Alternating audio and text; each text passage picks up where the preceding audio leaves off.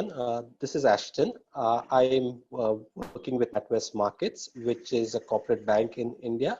And I've been with the bank for 15 years now, currently fulfilling the responsibility of Chief of Staff, Chief Administrative Officer, and CISO for the India Bank branch. As the Chief of Staff and CAO role, which has been my primary role, it covers operations and strategy for the organization.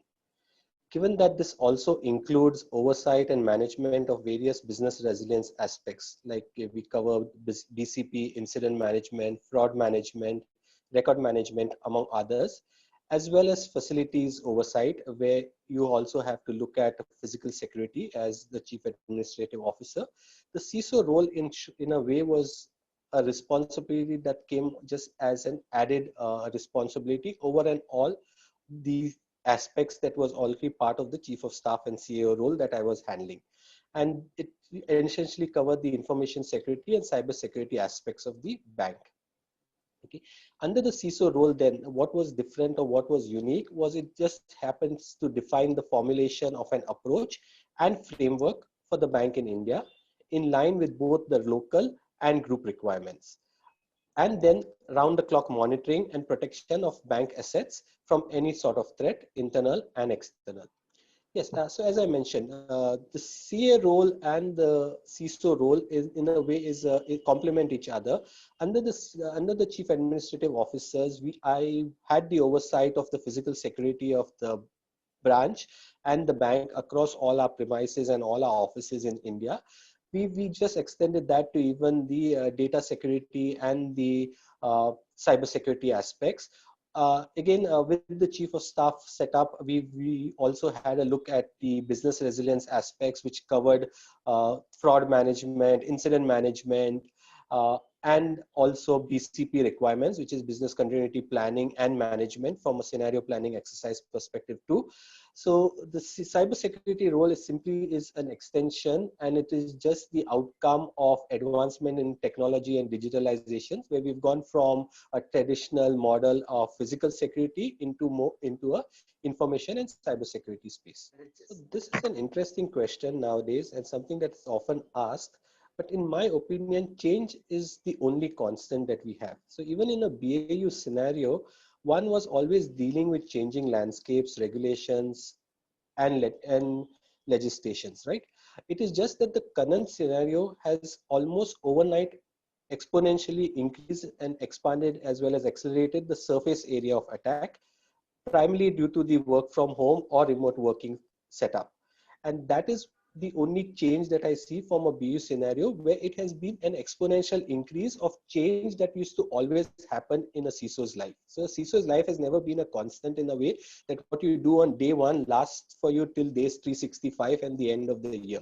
You are always making changes. Those changes were slightly more subtle in the previous scenario, and in a BAU scenario, with the onslaught of the pandemic and the disruption that it has caused, it has now become more exponential. And towards this then, my key understanding to be able to mitigate any risk, and I'll keep it very general here because of the listening audience may be across various segments of the industry and not essentially just into the banking space that I'm come from.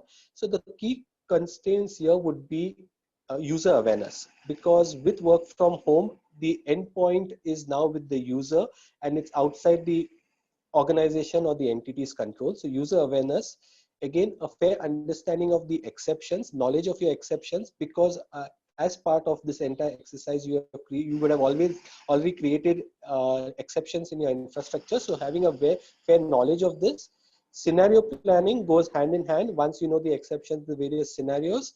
And finally, risk distancing. And what I mean by risk distancing is try to adopt the zero trust framework, the need for least privileges only on a need to know and a need to access basis, and consistent red team exercises to be able to see and how secure or how weak your network and your infrastructure is. So again, by expanding vistas, it all depends on which side of the fence you really sit on. For me, and I come with a dual hat, both as a role of Chief of Staff and CIO, which is the business side, as well as the CISO role, where I'm actually sitting on the fence. So as a CISO, I do see it as an increased risk. again, primarily due to the fact of an expanded surface area of attack, the fact that there may be insecure endpoints, the fact that users may be first time users of remote working and work from home without having the training to be able to understand the nuances of work from home and the risks that come with it. So, and as a CISO, while I see it as a risk, if I take it onto the other side, from a business side, it is an opportunity, right? From a business perspective, an opportunity to be able to change my business model and culture. So as I would say, necessity is the mother of invention. And maybe this pandemic and the lockdown that ensured has given us an opportunity to change. And here within the banking space, I will quote an example where we have seen mass digitalization. And the fact that people have gone into the electronic mode of doing transactions, which was not the case even when we underwent demonetization. But this pandemic, even without forcing the person's hand indirectly, has made people convert into getting into the electronic form of banking. Okay, so to be fair, all organizations should ideally have always had a BCM plan. Okay, so that's the business continuity management plan and a BCP approach. Okay, and they would have also been testing it and reviewing it on a regular basis. What was different with this current pandemic, and that is something that you must consider as being unique from any other BCP scenario, was the fact that in this situation, it was not so much the inavailability of assets or premises or maybe even an entire geography like a city or a country. It was more about the inavailability of staff and people to access all these assets and resources. So the assets, everything was there. All our systems had 100% uptime. Our premises were all available for use and accessible. It is just that staff who are required to access these premises were not available. So this was something that was actually unique, and also it was at a global level. So most of the BCP plans have an intercity arrangement or even an inter-country arrangement if it's a multinational like our bank. But we never thought about a scenario where the entire globe, all countries around the world would be down, and then we needed to plan for something. So that's something that has been come as a learning, and that is an important understanding that we have got within the bank. To be fair, remote working was already adopted wherever it was allowed as per regulatory requirements, and therefore our transition into this entire model was much simpler and much quicker. So to be fair, we were able to get our entire workforce in India, which is about 10,000 plus, including our back office processes, as well as our entire global workforce of about 50,000 staff, into the remote working model, with the exception of some small modules or some smaller teams, within a fortnight. So we were able to do the transition on a much quicker basis because we had it in our plans. And again, as I'll reassert, most organizations would have planned a similar scenario, but not necessarily this scenario, which was more of a global nature. So again, dark web is an interesting phenomenon, and I always believe within the dark web and with hackers, etc., they have the liberty and the flexibility to fail, whereas organizations do not. So what I mean by that is, as a hacker, if I am attempting to hack a particular organization, I could take 100 tries at it and I could fail the first 99 times. If I am successful on the 100th time, I can mark it as a success. Counter that with the organization, and they have been able to revoke a threat for the first 99 times, and no one says a thing. The moment you are exposed and breach, hell breaks loose.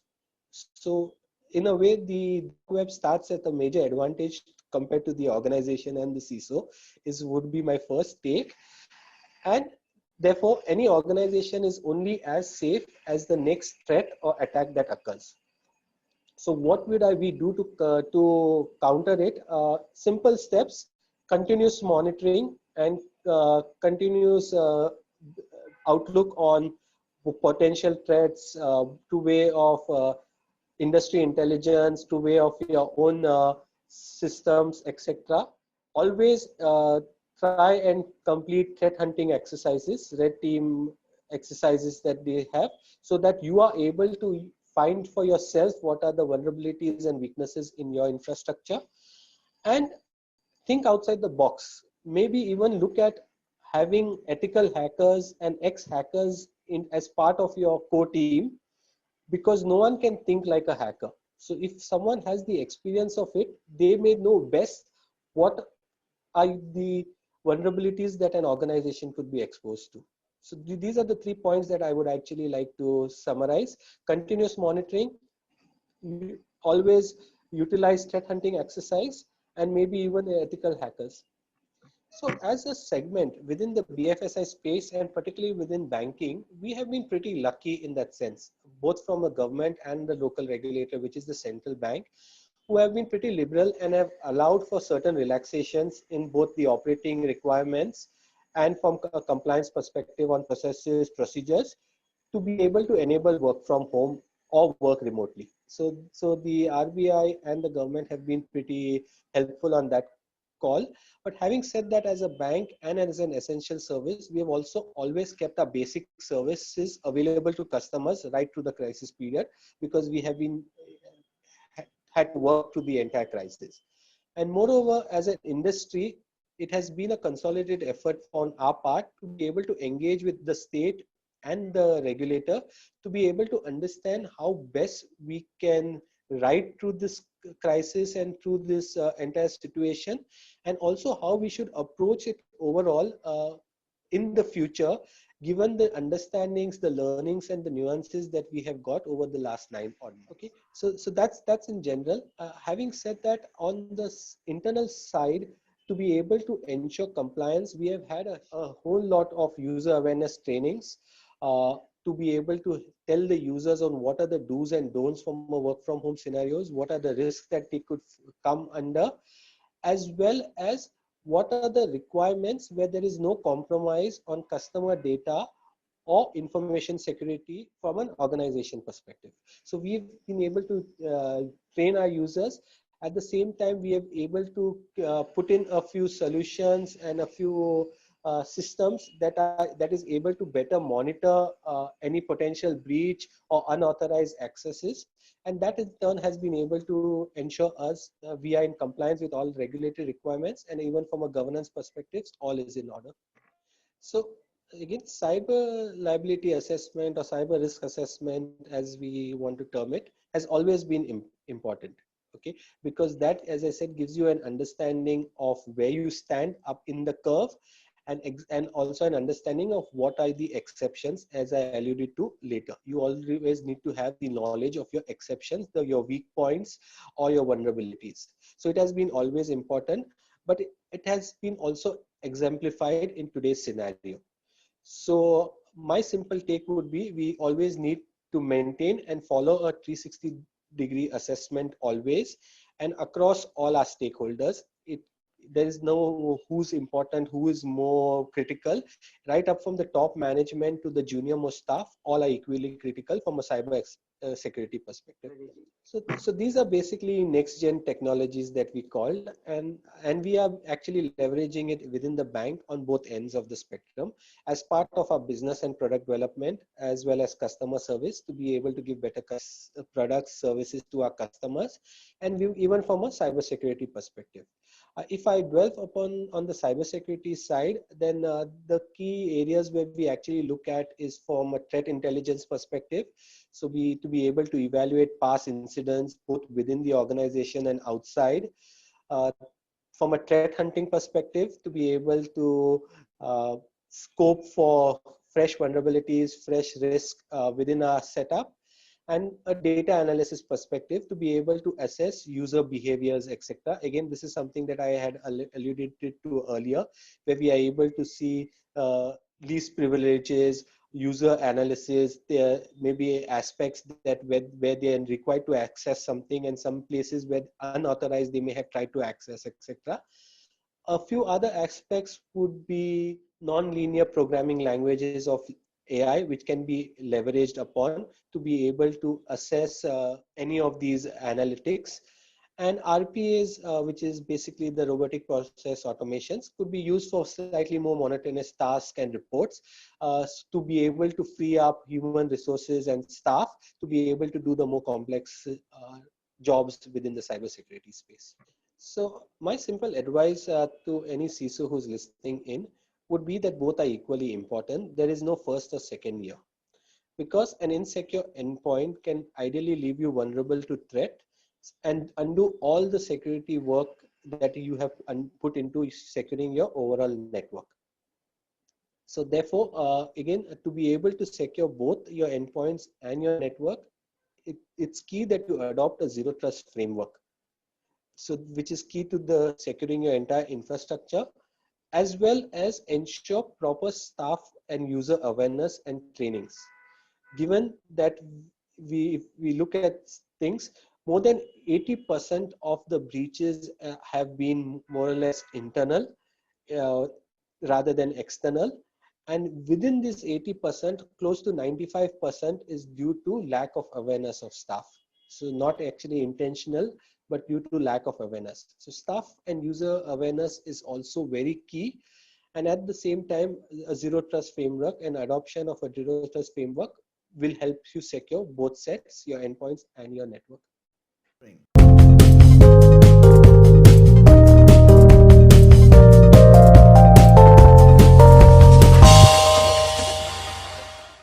For more updates from CXO TV, please like and subscribe to our channel.